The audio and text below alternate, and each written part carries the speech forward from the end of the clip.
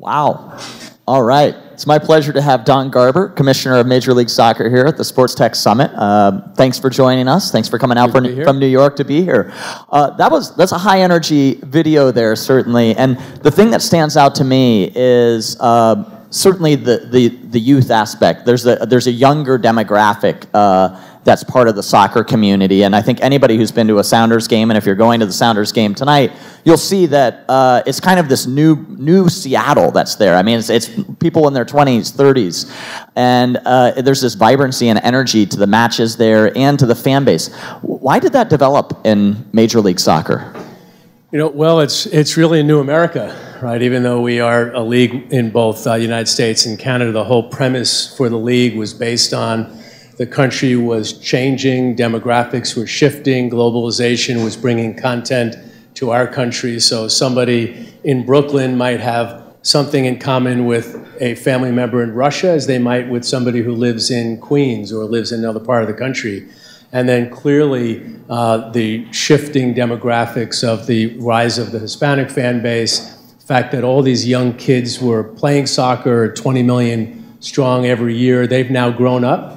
And the real shift in our league has been all those generations of kids who played now are consumers and they're influencers. They're starting tech companies, they're running cities, and they're governors of states, they're sponsors and the like. And that movement really is what's driven MLS to where it is today. Perfect for this audience because it's young, it's digital, it's very mobilely focused, the highest millennial percentage of any pro sports league. All that stuff kind of plays into why I'm here today and why the league's on the rise. Yeah. So what's different about that generation of sports fans? How do they consume sports? How do they connect with their teams? And how they connect with the league? That's different maybe than, because you were at the NFL for a number of years, so maybe a much different demographic.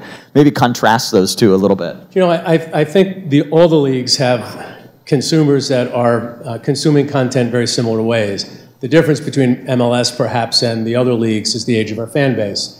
We are the youngest fan base on average compared to the other leagues by a large margin. What is it, roughly? The average age is under 32, so it's 31 and a half years old. That sounds old for some of the people in the audience, but baseball's pushing 60, wow, and the NFL's in and around high 40s. The NBA is even higher than us. They're in the 40s, and you're taking large swaths of television viewers and fan attendees to get those numbers. But if you go to a Sounders game, it's young, it's very diverse, it's very digitally focused. So the big difference for us is that mobile phone that you have in your pocket is how you're consuming your content with MLS. It's the largest index of digital consumers of the other leagues. 75% of our fans are consuming their content via their mobile device. That means we have to pivot. ESPN, Fox, and Univision matter, but so does Twitter and Snapchat, and so does Facebook, and how we adapt to our consumers that are looking at screens far smaller than they are in their homes is just dramatically changing the way we go about our business. Yeah, we're going to talk about streaming and broadcast rights here in a little bit, but I wanted to ask you kind of a more general question. I'm an old school soccer player, soccer guy. I think old school, I don't fit. I'm a little older than your core demographic, but I'm still a fan. I'm trying to hold on to my youth here. But the thing that's always I've loved about soccer is its simplicity. It's not a complex game. It's in its essence, it's just very basic. You don't need a lot of technology. You don't need a lot of digital connection points to really enjoy the game. You don't need a lot of high-tech equipment to enjoy the game. We were hearing from Jim Weber at Brooks earlier about people playing or running barefoot. I mean, it's very common in parts of the globe that people play soccer barefoot. I mean, it's just the way you play, and you don't need all this equipment. So how do you keep that core essence and spirit of the game while also connecting with this new digital generation, this new and injecting technology into the game? And where's the breaking point there that it goes to a point that people like me don't like it anymore? Great question, and we think about it. I wouldn't say we struggle with it every day, but we think about it every day, and I think you got to separate the two. It's participation and the simplicity of participation, the fact that it is the beautiful game for all those reasons, the fact that there are global rules, which is very, very unique. David Stern or Adam Silver and Gary Bettman, Roger Goodell can sit down and they can decide, I want to increase scoring, I can change the rules of the game, and they sit down with a bunch of owners and they do that. We're not kings of the game. We're participants in a global product. I think that's why it's so special. It's why Euro has the ratings it does, and Copa has the attendance and ratings that it does. So I want to put participation aside and then talk about the game on a professional level. And we're competing against all the other leagues that are utilizing technology in ways where they need 30 people to sit around and decide how they can have instant replay, or they can wire their players, or how they can have a system among their stadiums where they're dramatically changing infrastructure or broadcast technology. So when we're competing in that world to get that viewer to watch an MLS game versus a Euro game versus a Premier League game or an NFL or an NBA game, we have to have the mechanisms to communicate and connect with that consumer in ways so that they engage. And we're laser focused on that. Our number one objective is to grow our fan base. We're 20 years old. We're doing a lot better than people thought, but we're still very small compared to the other major leagues in this country. We're competing against the Premier League, the Bundesliga, La Liga, Serie A, here, Liga MX, here in our country. So we've got to find ways to have a point of difference to grow that fan base. And at the same time, we've got to improve and grow, increase the quality of our play. We're competing in a global marketplace for players. We don't have the revenues to be able to pay what Real Madrid can pay when you're Adrian Hanauer and you own the Seattle Sounders. So how could we have a leg up? How could we use technology to get a bit of an edge? How could we share that? Because we are a company. Major League Soccer is a limited liability company. It's not a franchise system like the other leagues are. So we can do a deal with Opta, take that information, centralize it, provide our teams with a centralized data stream, if you will, on information on their players. They then can engage to go deeper in that. We could do that with biometrics and all sorts of ways to improve the health and safety of our players, and go on and on and on. But it's so important. It's perhaps the most important thing that we focus on. Yeah, you mentioned Opta, so that's data analytics that you're working on with players and tracking their movements. I mean, it came up in the panel before when my colleague Todd Bishop asked the question about what happens when that player gets traded to another team. What happens to their data, and who owns that? And in your case, you're kind of all within the same system, so it's not as much of an issue. But there is that issue as it relates to the player himself. I mean, if you identify a potential health issue with that player, I mean, what's your commitment to sharing that data with the player versus the league owns it? Sure, couple of things. Opta's tracking. So Opta is information that shows what players are doing, how they're moving. Frankly, coaches, technical people could look at how should they be moving. Right, and it's old school. It's somebody there's 3 people that are tracking video, and that is old technology. We need to find ways that becomes automatic, it becomes automated. So somebody's sitting there actually tracking the player. Somebody's sitting there and they're tracking on video. It's very, very old school. Okay. It's very archaic. Yeah. Intel, others are looking at ways that they could automate that. How do you have machine learning, if you will, determine where those players are, tracking what they've done, and very, very importantly, figuring out where should they be. So we're looking at an entertainment index, if you will, so that we can provide our owners, not the public yet, so I'll get to the public dissemination of that. And when that player has that ball in the box, should he have scored? And if he hasn't scored in those times that he should have, is he good enough? And how do you use all that? Don't tell that to my Sounders. We have some problems there right now. To be able to figure that out. But I'll get you most of the question that you started with. The information that we're tracking with biometrics is controversial. And it's one thing for a consumer to do that with themselves. So if you're Brooks or you're Under Armour or you're Nike or Adidas, you can have devices, and all of us have a drawer full of monitoring devices for information that we think is important to us. I have that drawer full. I'm still trying to figure out how can I have something that can get me the information I want in a way where I don't have to wear something, so I can't wear my cool tag watch because they're a great sponsor of Major League Soccer. But when you look at all that data collection, do we own that, or does the actual employee own it, whether employee of ours or employee of the Sounders?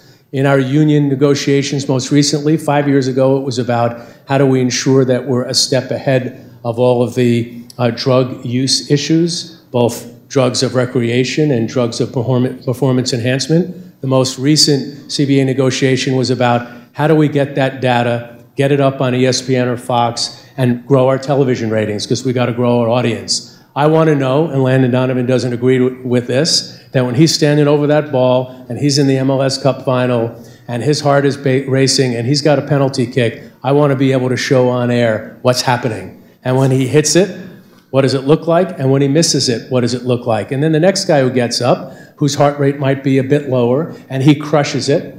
Is it because he's cooler? Is it because he has different capacity? All that stuff for me as the commissioner of the league is going to help grow our fan base. I can assure you our players and their union want nothing of that. So that's not going to happen anytime soon. But if they were smart, frankly, maybe we give them the revenue for it. If they were smart, they'd agree to it, because I think it's in the best interest to grow the television audience of the league. I think more importantly is there are issues as to whether coaches should have it, because there is a question as it relates to what that capacity is.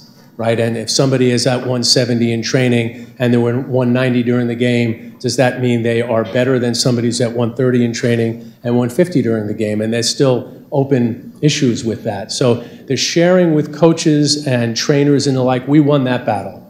We're saying, you're working for us, we're going to collect that information, and our technical people are going to use it to determine whether you're healthy, whether you are training too hard, and therefore you shouldn't be in that game after the 80th minute.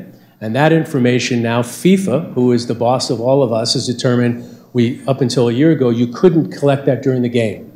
Today, globally, we're now allowed to do that. So you'll see players when they're taking their shirts off and they're scoring a goal, they're wearing that spider harness and whatever company it is that they're using, Polo or what have you, we now have that information both in training, both in off days, and also during the game.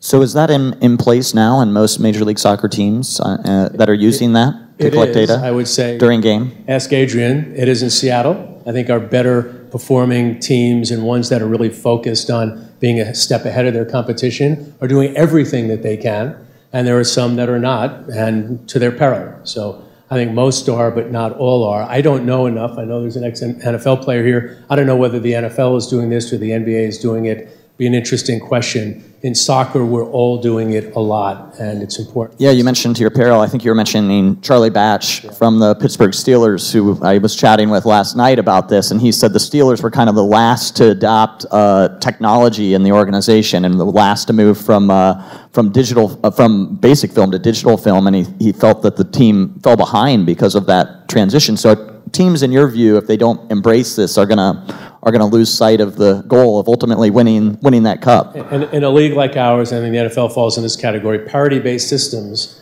everybody for the most part has the same tools. So those that are smarter win. I once, Robert Kraft is one of the founders of our league, and I once asked him, why is it in your system that you guys are always better than everybody else? He said it's three things. One is we have Tom Brady. The second thing is we have Bill Belichick. But that's not a joke, right? They focused on particular strategy, a great quarterback, and a great coach. The third thing is deflated footballs, right? Yeah. I'll let you say that. All right. All right. Good for you. Hey, you're in Seattle. You're gonna hear some anti-New England Patriots jokes today here. On that, if you saw the news, they did not get. No, I'm sorry. The third thing. Yeah, the third thing is they just are focused on being smarter. And winning is not an accident. Winning has got to be a culture. If you're focused on that culture, then ultimately you can do everything you can, and technology is just one of those many things to just be better than the next guy. Yeah, and speaking of that, because you've said you want Major League Soccer to be on par with the great global leagues, the Premier League, La Liga, across the globe, do you think technology will help you achieve that, and how so? Well, absolutely. We just met with a big tech company a couple of weeks ago, and we sat with them and said, here are the three things we need to do. We need to grow our fan base, we need to improve our quality of play, and we need to improve our fan experience. How could you help us do that?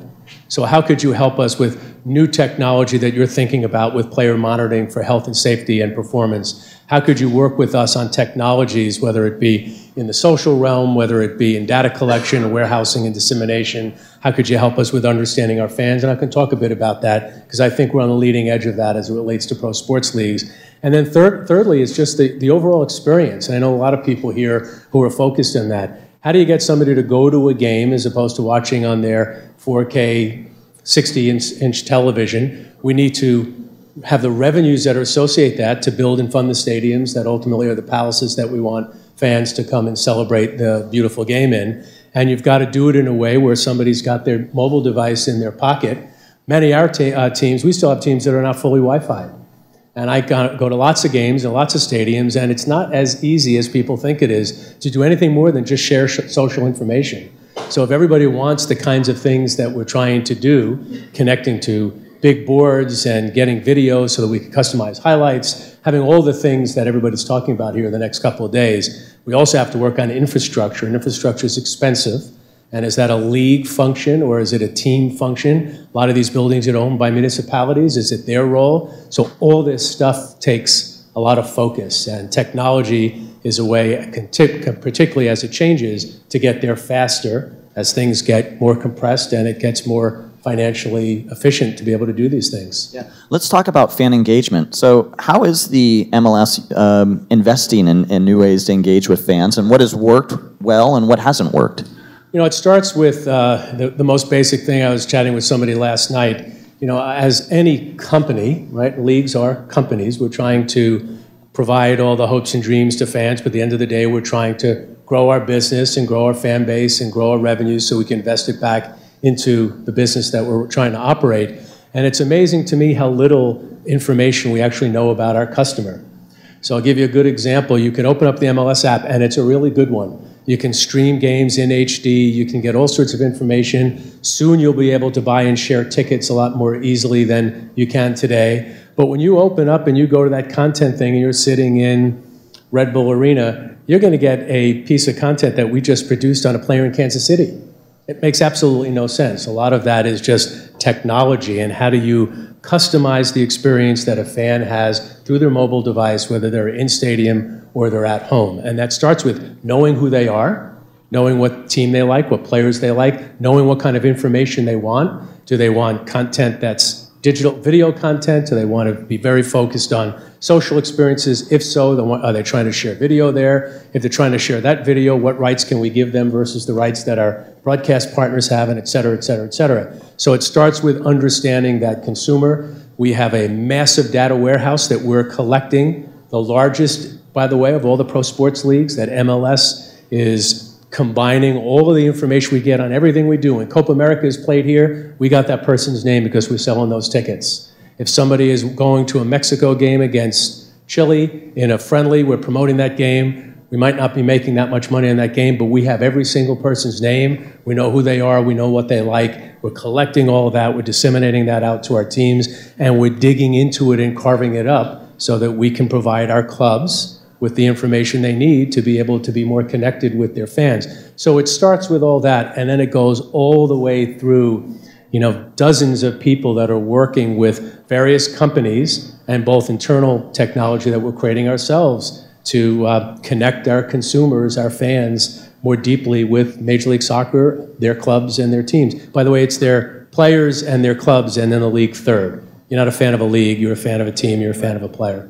So if there was one technology you could have that you're investing in, or maybe a startup has that you could acquire or partner with to transform the fan experience, what would it be? Well, it'd be fun because the Pokemon thing is so insane. Yeah, we just talked about it on the previous panel, yeah. So, you know, we're working on trying to figure out ways that we could enhance the experience of watching a game. We're challenged by, we have 40 or so 30-second spots, and the NHL has 80. Right, and the NFL has more than that. Our game doesn't end.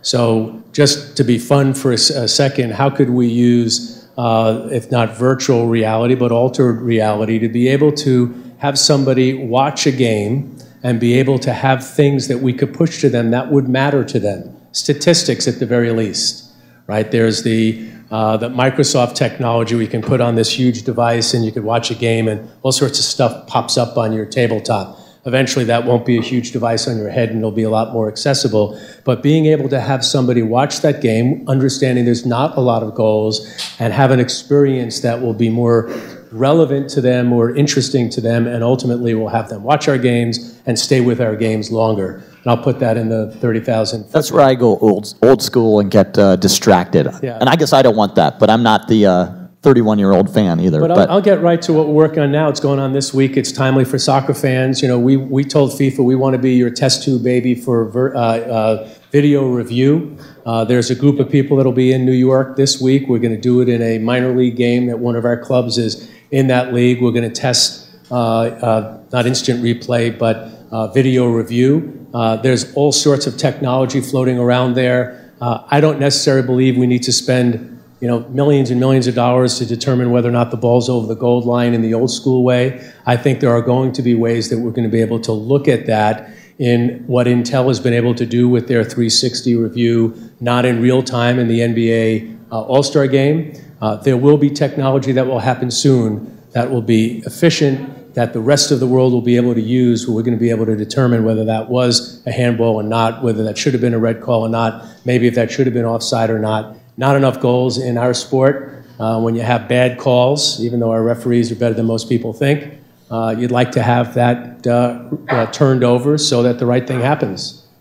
So talk a little bit more about that in terms of video assistance. Like how would that manifest itself in a soccer match where it's not disrupting the fan experience that wants the just continuous play? So the best thing to say is it's being worked on, right? Because they haven't quite figured it out. The good news is the new FIFA, and let's hope the new FIFA is a lot better than the old FIFA, is focused on utilizing technology in ways that the old school didn't allow. Before I get to that, I'll give you an example. We have a goalpost now that ESPN has created, and there's a camera that's embedded in that goalpost, and when we have an ESPN game, those goalposts are picked up and they're shipped from Kansas City to Seattle so that we could have technology that traditionally hasn't been allowed. That referee walks around, he's a constituent like the fan or like the players in the club, and he's the boss of that game, and he can determine whether or not that camera that we've embedded in the field is okay, or whether or not we could have the kind of technology that other leagues do without having to get any permission to.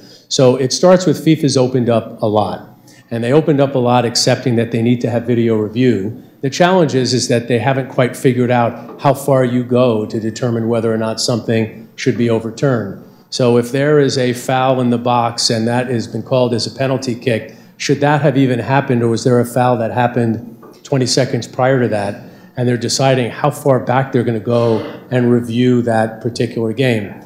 So it's going to be very simple. It's headsets, it's video, it's a third guy, a third official in a video review booth. It's not going to be that technical. I can't tell you when exactly it's going to happen. It's not going to happen next year full time for Major League Soccer. Sometime in the next 12 to 18 months, we'll be testing a lot of these games, and we'll see how it rolls out. Cool. Well, I think Siggy Schmidt might disagree with your assessment of Major League Soccer referees, but I'll leave it at that.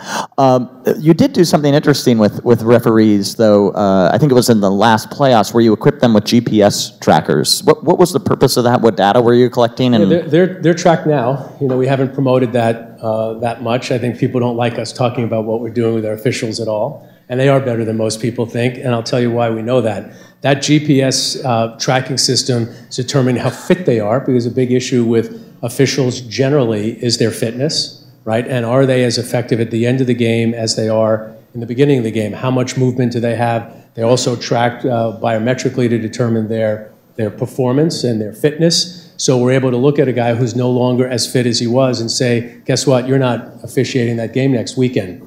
So we have that ability, and we've been able to do that with the organization that runs the officials and with their union. But very importantly, we're also monitoring what we call key match indicators. So we're looking at, with them, similar to how we're looking at players, how are they doing? And we're able to look at that from a video perspective and determine whether or not they've got it right or wrong, track that, and if they get too many key match indicators wrong, they don't work the next weekend, because they are employees. Some of them are full-time, but some of them are working part-time. And if a guy has 4 games where his KMIs are low, he's gone.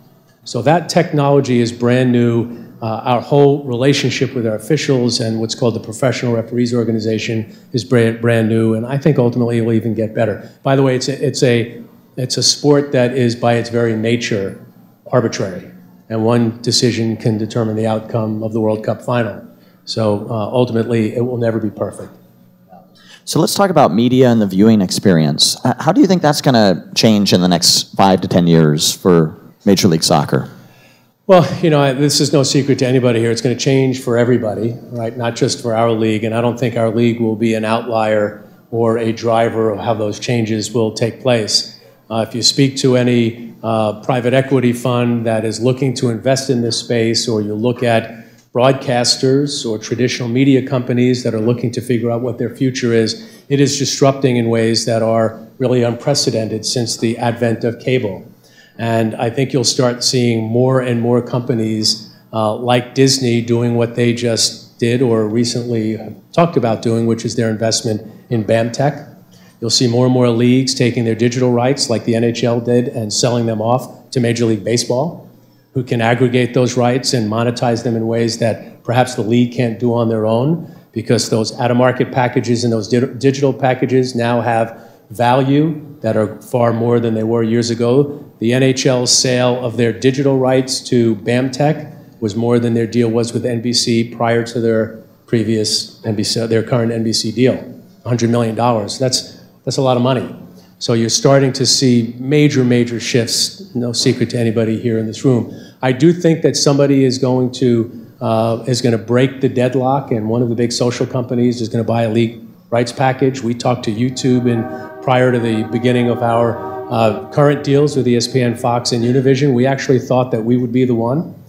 They quite haven't figured out, nor has Netflix or anybody other, Amazon, how to monetize that in a way to justify the fees that traditional broadcasters or media companies will pay. I do think you'll start seeing more games on the Facebook Lives or Twitter.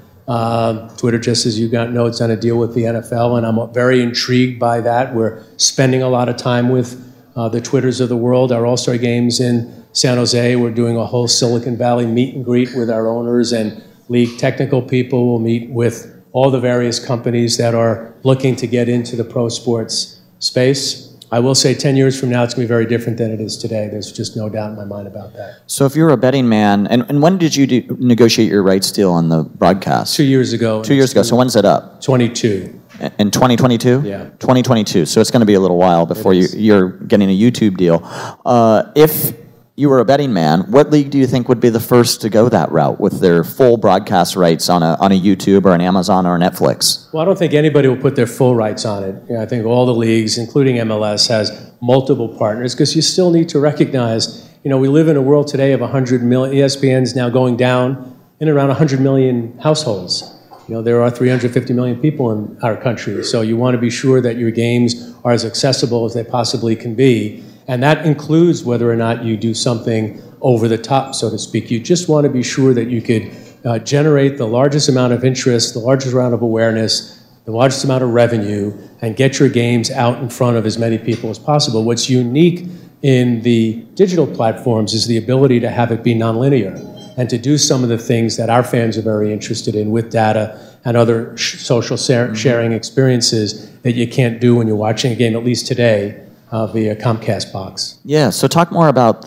you spent a lot of time at the NFL. Talk a little bit more about the NFL deal with Twitter. What you said that intrigued you. What intrigued you about it? I'm just interested in your thoughts on that partnership and that alliance. Well, I think when you are in a position of enormous strength and influence, and you can have a broadcast deal, you'll say, we're going to take our Thursday night package and we're going to split it up between our own network and a CBS, and by the way, it's going to be all non-exclusive. We're also going to put those games on Twitter. I'd love to be in that situation. We're not, and no other league is. But I think it's interesting that a league that is very mature has been very ambitious, not just in what they've been doing with their own media, but what they're doing with technology. The NFL has a technology fund. It's a partnership with Providence Equity, and they invest, the owners invest, and Providence invests, and they're looking at a wide variety of new business opportunities, mostly in the space of media and technology. They just announced yesterday they have a president of their Snapchat world, and MLS is very focused on that. I think we've got a great relationship with Snapchat. We do a lot of things with them on a weekly basis, on a big event basis, but we don't have a full-time person or a group of people managing what we're doing with Snapchat. So I give the NFL a lot of credit for it. Yeah, so your broadcast rights, is there anything preventing you from live streaming a match today? Could you do that, and are you looking into that? Live streamed, so they're on the MLS Live app. If you go on, download MLS Live, and if you pay, what can be anywhere from $49 to $79, you can get every MLS game other than the ESPN, Fox, and Univision games on or at the out-of-market package. But to finish this, you could also get a Fox and an ESPN game on Watch ESPN. So all of our games are streamed. Every game locally and nationally is streamed. I was thinking if you were to go with a partner like a Netflix or a YouTube or an Amazon. You're prevented from doing that. You are prevented from doing that. So talk about who you think might be the winner there, because there's been some sports media analysts and people in the sports business who think that like a Netflix or or into Amazon, which have more of a subscription model already. Amazon with Amazon Prime, Netflix with their subscription model is pretty well set up to capitalize there versus a Twitter, which is more of a open media platform. Do you have thoughts on Amazon or Netflix pushing into that world and whether they could become a very powerful force in sports? It's a good question, and it starts with the ecosystem, the technology, and it starts with your ability to be able to deliver it. So Amazon has not been able to deliver that live game experience or live experience quite like Facebook has been able to, and Twitter is trying to be able to do. So I think it starts with you have to have the technology right. I think everybody gets excited about what they could make and what they could sell and how cool it would be to have that announcement. But at the end of the day, the technology has to work. And there's a lot of stuff going on now in determining what that video serving technology needs to be able to provide it in the scale that a large league would be able to provide. So I don't know who the winner of that will be. I don't think there's a winner today because the market isn't quite ready for it. I don't think, I can tell you now, MLS would have been poorly served to have taken the money that we had hoped to be able to get over the top to do a deal and not have ESPN promoting MLS games while people were watching Euro, or having Univision promoting MLS games while they're watching Copa America. I mean, these are massive, massive audiences, and if our number one objective is to grow our fan base, we need to do that in a way that's driven by the ubiquity of our product. Great. Well, I think we're going to open up for a few audience questions here, so there should be a mic floating around, or we can get that to you. Any audience questions? Yeah, right up front, right here. Let's get you the mic first. Hey, my name's Ali. I work at Major League Baseball, Advanced Media. It was a good for you. Thank you. You guys are doing a great job. I was a Sounders season ticket holder for 7 years, and this past year I ended up actually giving up my tickets. The main reason I gave up my tickets I felt was the quality of play, and I want the quality of play to continue to move forward. And 2 weeks before the beginning of the Sounders season, Obafemi Martins got purchased by a Chinese super league. Now, as a fan, I want to see Obafemi Martins on the Sounders, and I know that Sounders have one of the biggest fan bases in MLS. And that fan base, you would hope, would continue to grow and continue to stay at that size going forward. When talent like that leaves the league, how does the MLS stay competitive against all these other leagues in terms of the quality of play?